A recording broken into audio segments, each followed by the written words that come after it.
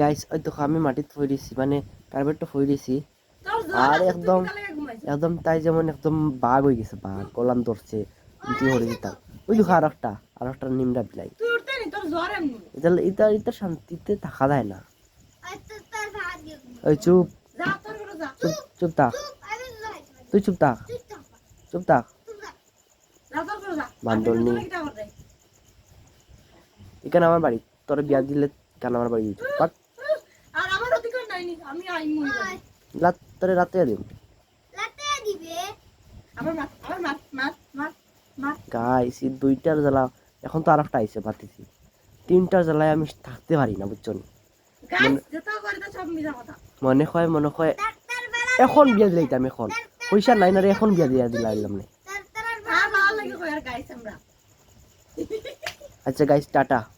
বেলেগ একটা ব্লগও দেখাইম তারা দিম ফান